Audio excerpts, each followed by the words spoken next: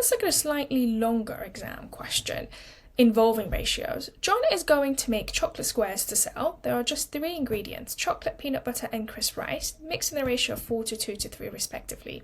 How much of each ingredient will he need to make 900 grams of the mixture? So the ratio is 4 to 2 to 3.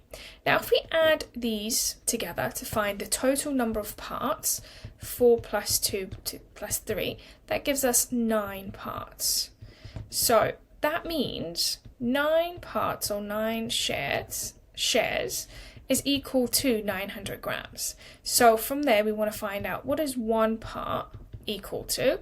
So we divide by 9 and that gives us 100 grams. So 1 part is equivalent to 100 grams. So if we multiply that by the number of parts for each ingredient, we get the total weight. So 100 times 4 is 400 grams of chocolate, 2 times 100 is equal to 200 grams of peanut butter, 3 times 100 is equal to 300 grams of crisp rice. And if you add all of these together, it's going to equal to 900 grams, which is how much the whole thing is going to weigh. Let's look at the second part of the question. A bar of chocolate weighs 200 grams and costs £2.50. A jar of peanut butter contains 250 grams and costs £1.70. A packet of crisp rice contains 300 grams and costs £2. John makes 4.5 kilograms of mixture, from which he can cut 100 chocolate squares. He charges 60p for each square and sells all 100 squares. How much profit does he make? Okay, so first things first, if he makes 100 chocolate squares and sells them for 60p each, that means he's going to make 6,000 pennies or £60. That's how much money he's going to make. It's not the total profit, but how much money he makes. To find the total profit, we need to look at how much did he spend to find the ingredients that he needed, and then subtract that from the total money that he made from the sales, and then the difference between that would be the total profit. In the previous part of the question, we found out how much of each ingredient do we need to make 900 grams of the chocolate squares. Now, to find out how much of each ingredient we need for 4.5 kilograms, we're going to multiply 900 by 5, which gives us 4,500 grams, which is equivalent to 4.5 kilograms.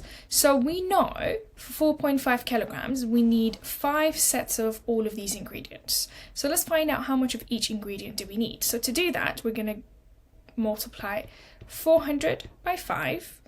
We're going to multiply each amount of the ingredients from the previous question by 5, because we're going to need 5 times that amount.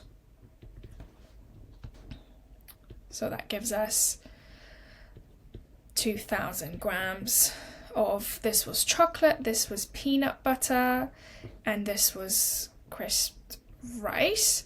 So chocolate 2,000 grams, peanut butter we need 1,000 gram, crisp rice we need 1,500 grams.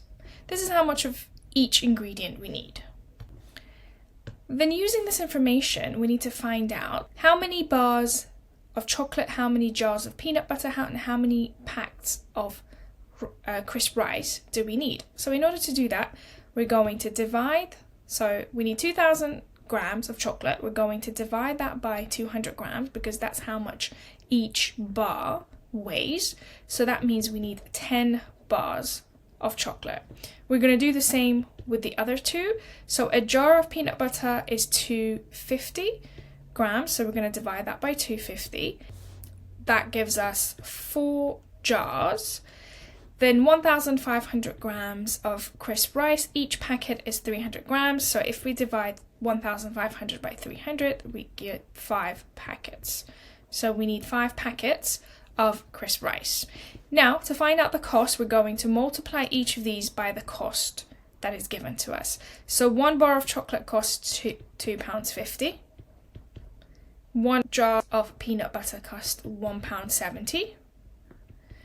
And 1 packet of crisp rice costs £2. So that's equal to £25 for the chocolates, £6.80 for peanut butter and £10 for the crisp rice. And if we add these together, 25 to 680 to £10, we get £41.80. Then we need to find out the difference between, so this is how much it cost him to make the chocolate squares. This is how much he made from selling it. So if you want to know how much profit he made, we're going to do 60 minus £41.80.